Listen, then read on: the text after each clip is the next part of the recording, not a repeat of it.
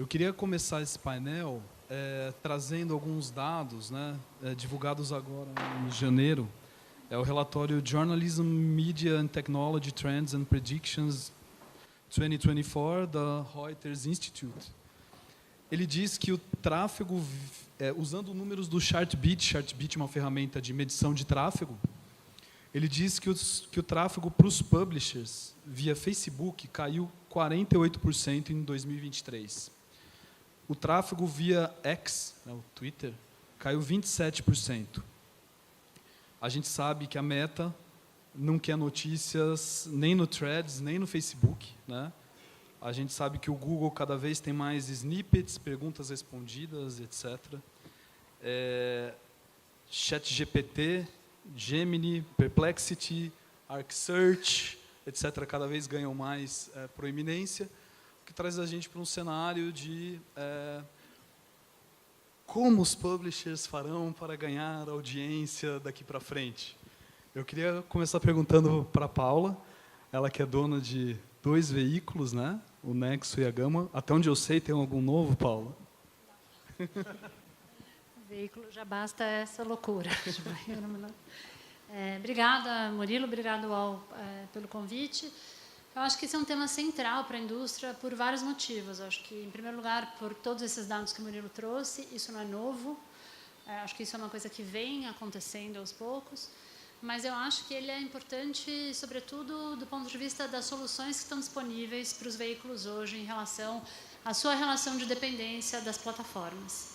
E, nesse sentido, eu acho que vale pensar em alguns pontos, né? Antes de falar como, porque eu acho que o primeiro ponto... Desculpa, Murilo, quanto tempo a gente tem? Só para me organizar aqui. Tem pouquinho, 17 e 38 segundos. Todos nós, né? Tudo, para o painel inteiro. Então, bem rapidinho. Eu acho que um pouco, rapidamente falando, eu acho que os veículos de comunicação, pensando no seu modelo de negócio e a sua estratégia de audiência, é preciso que a gente pense o que está em jogo quando a gente fala modelo de negócio. Então, quando você tem como modelo de negócio principal a publicidade, é inevitável que você vá atrás do clique. Isso condicionou muitos veículos a adotarem essa lógica de que o clique é a qualquer custo, porque a receita vem da audiência. Isso eu acho que conversa com um pouco aquilo que o Murilo falava no começo, que assim, em que medida os veículos hoje estão fazendo algo que é de fato único e que é capaz de atrair a audiência. Eu acho que essa é uma reflexão que todos nós podemos fazer. Acho que existe um outro debate que está em curso agora, que é o que de fato é jornalismo. E essa pergunta se coloca em muitos momentos, se coloca quando a gente vai votar o PL da regulação das plataformas, mas se coloca também quando a gente vê veículos competindo com blogueiros e quando a gente vê uma mudança substantiva de comportamento da audiência. Então, assim, como é que a gente redefine isso e consegue garantir nosso lugar? Acho que é inevitável falar da responsabilidade que as próprias plataformas têm. Elas viraram os grandes mediadores, né, entre nós e a nossa audiência e, por consequência, elas têm uma responsabilidade enorme, muitas vezes com pouquíssima transparência. Então, as mudanças de algoritmo, os critérios para distribuição, os critérios para engajamento em programas, esses são processos sobre os quais a gente tem muito pouca informação. A gente é sujeito a eles, a gente vai a reboque. E eu acho que assim, a nossa estratégia como indústria não pode ser ficar cada vez melhor de SEO. Não é isso que vai trazer.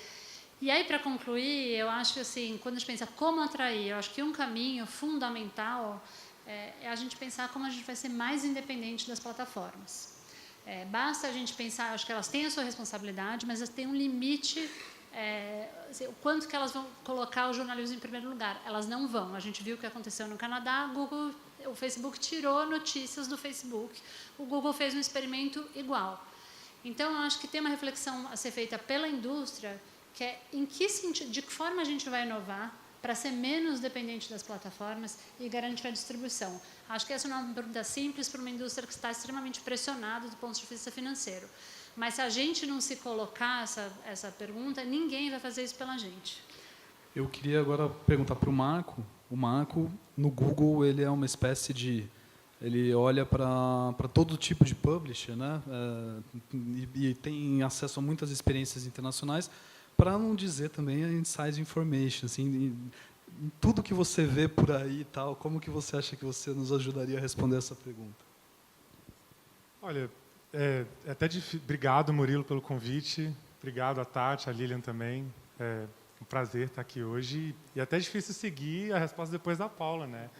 Que é uma profissional que eu pessoalmente admiro muito. E eu acho que ela já trouxe uma introdução que vai muito de acordo com questões que eu traria também. Essa questão está posta, né? O que é o jornalismo hoje? Como é que foi feito esse desempacotamento do jornal que, com a introdução da internet, dissociou o modelo publicitário, que foi muito generoso para as empresas jornalísticas na década de 80 e 90, e que, com a democratização da web, aconteceu uma fuga, né? E eu me pergunto também, não só como usuário, leitor de notícia, se é desejável que a gente volte para esse mundo desfazendo os benefícios que a web trouxe a reboque, sem deixar de considerar as distorções que estão colocadas aí também. Né? Então, a gente tem diversos benefícios como acesso em velocidade a mensagens, acesso instantâneo à informação e conhecimento. A gente tem uma barreira mais baixa para a entrada de pessoas que querem fazer parte das discussões importantes hoje. Né? A gente tem criação de conteúdo que também é benéfica. Tem essa competição dos veículos jornalísticos com, entre aspas, os blogueiros. Eu acho que é uma questão importante está sendo colocada, mas a gente também tem uma quebra do monopólio de quem media as discussões na sociedade hoje. A gente tem uma participação maior. E isso também é mediado pela infraestrutura que está posta, também pelos players que ajudam a fazer essa distribuição, seja pela busca, seja pelas redes sociais, ou seja pelos mecanismos de redes sociais fechadas, de mensageria. Eu posso falar do ponto de vista do Google, né, de coisas que a gente tem tentado fazer para endereçar parte do problema que cabe à empresa para a gente fazer parte dessa equação na solução, reconhecendo que o que a gente faz hoje em dia talvez não seja perceptivo como suficiente. A gente sente essa indignação também, porque existe um limite. A gente está dentro de um ecossistema que é muito complexo. O Murilo citou no início o relatório da Reuters, que sai todo ano, e essa pesquisa agora foi feita com CEOs, com mais de 300 CEOs em 50 países, e a gente vê também uma diferença muito grande do consumo de notícia em diferentes países. A gente está falando do Brasil, que tem uma infraestrutura própria, a gente pode falar sobre isso daqui a pouco, de como que as pessoas acessam o conteúdo noticioso a partir de uma neutralidade de rede que não existe, né, no Brasil, e isso cria uma série de distorções.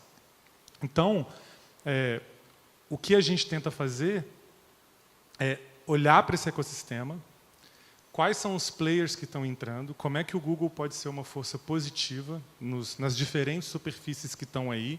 A gente tem o Google Notícias, a gente tem a própria busca do Google, a gente tem o YouTube. Assim, a gente tem um número que a gente divulgou recentemente, que não era um número público, mas a gente conseguiu extrair esse número para o Brasil. Eu não sei se vocês sabem, mas o último número da Comscore, para sites de notícia, no mês de dezembro de 2023, a gente tem por volta aí de 5,5 bilhões de page views para sites de notícia, Comscore, dados de dezembro de 2023. O Google envia para sites de notícia 2 bilhões de cliques por mês só no Brasil.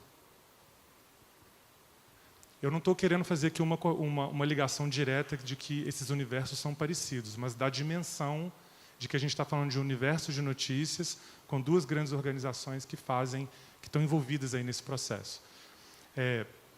Eu acho que a gente tem tentado, por meio dos nossos programas, trazer iniciativas que possam ajudar a responder essas perguntas que a Paula trouxe. O que é o jornalismo hoje? Como que esses hábitos de consumo mudaram? E como é que a gente pode fazer parte dessa discussão de forma positiva para discutir uma legislação que dê conta dessas mudanças?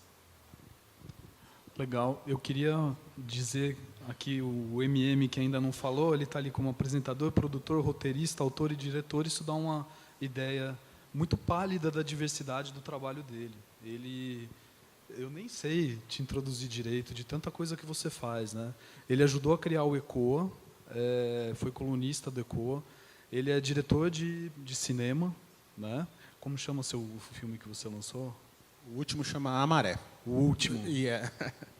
São vários trabalhos, ele é muito foda. Uma das coisas legais que ele fez no ano passado foi participar da distribuição multiplataforma do Criança Esperança. Você fez o desenho, a estratégia narrativa para a Globo de todo Criança Esperança. Ou seja, ele tem bastante experiência com distribuição, né? E aí... Ele é presidente do meu fã-clube. Aqui está tudo bem, obrigado. Por isso que eu estou aqui hoje, obrigado. Mas, enfim, com todas essas qualificações, como que você nos ajuda a responder essa pergunta? Cara, primeiro, boa noite. Boa noite, UOL, galera. Sempre um prazer estar aqui com vocês. Tati, obrigado pelo convite. A gente estava até já queimando pauta no começo ali, né, enquanto estava comendo a batatinha recheada, incrível. E acho que tem uma questão aqui que tem um termo que eu cunhei para falar de entretenimento. Eu estava falando de cinema, mas cada vez mais eu estou levando o que eu estou chamando de extrativismo cultural, que é um termo onde, tal qual 500 anos atrás, quando os alienígenas brancos nas suas caravelas vinham aqui com as suas naves de madeira e sentavam aqui e tomavam o nosso pau-brasil, estão tomando as nossas ideias, estão tomando as nossas histórias, estão tomando os nossos fatos. Sejam as grandes empresas, sejam esses lugares. E isso fez com que a nossa cabeça colonizada, a gente investisse muito onde dá mais dinheiro, onde dá mais recurso, que é a produção. Porque a galera joga dinheiro na nossa cara e fala que... Então, eu que sou produtor, né, muitos anos, a galera fala, vem um streaming, vem alguém e fala, olha aqui, produz para mim, toma milhões, mas leva o que vale ouro. Que para mim são as duas outras pontas. É a pré-produção, que é o fomento às pessoas, o fomento às ferramentas, o fomento à audiência e, como a Paula falou, a distribuição do outro lado. Porque você fica conectado com essa galera que está te dando dinheiro, que a gente está pensando de como eu vou fazer a matéria foda.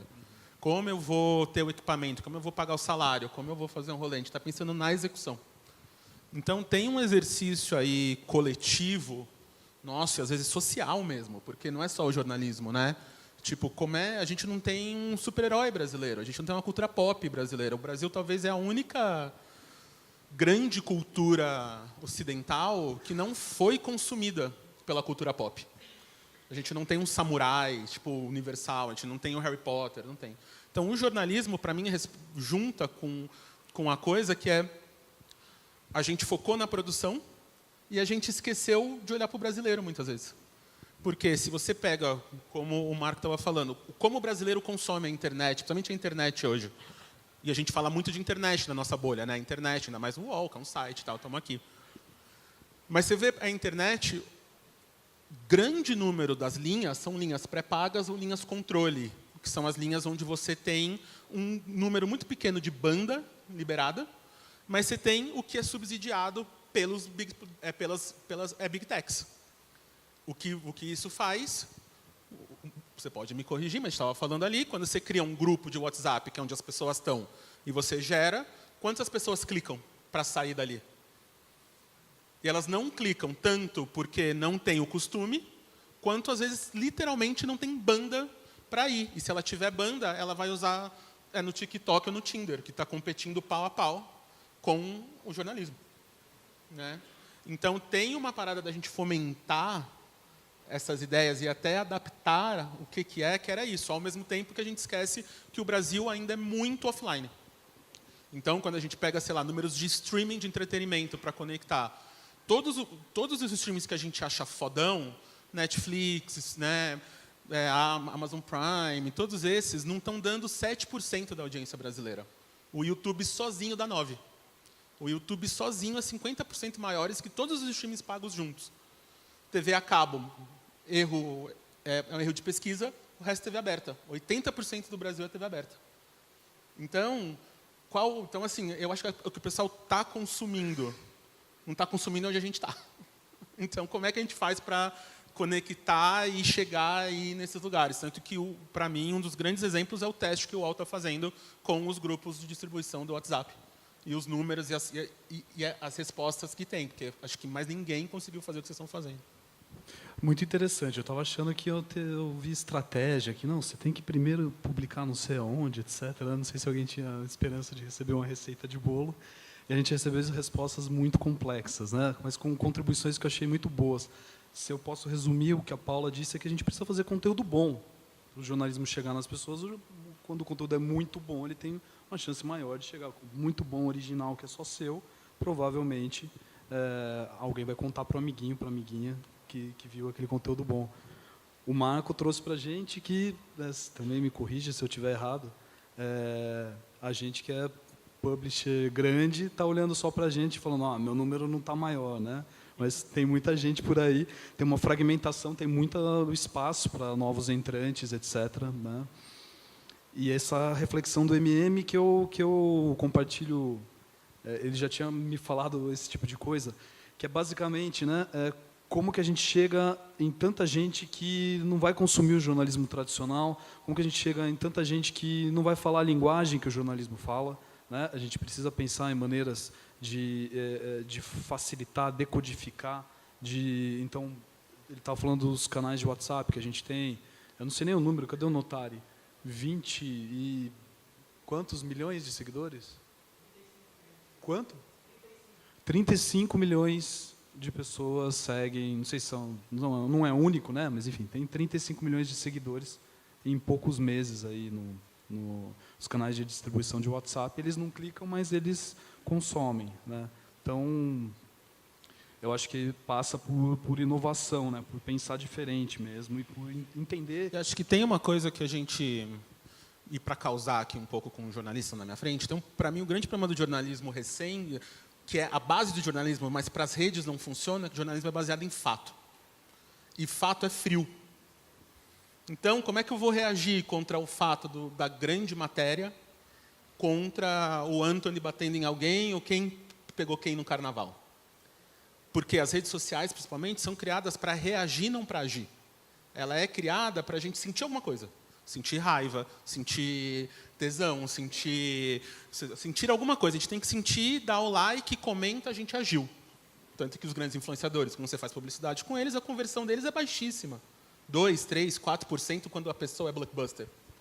Então, quando vocês têm que competir com a menina da maquiagem, que está com 30 milhões, e ela está falando, e ela vai te deixar gata, e tem a fofoca de quem ela estava no carnaval, não sei o quê, ela é o video show dela mesma.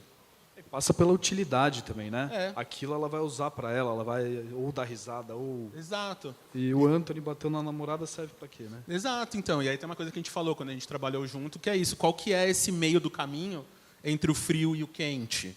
Entre o fato e o entretenimento, sabe, tem um diagrama de Venn pequenininho ali, que é bem pequeno, está ficando cada vez menor.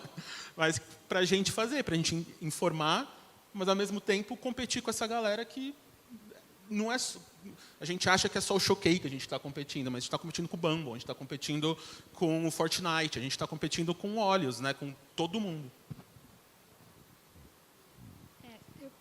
Eu acho que é super importante essa reflexão. Acho que a gente tem que ser cauteloso também em que medida a gente coloca a produção jornalística a serviço de a gente está falando de pagar as contas ou a gente está falando de de um conteúdo de qualidade chegar nas pessoas.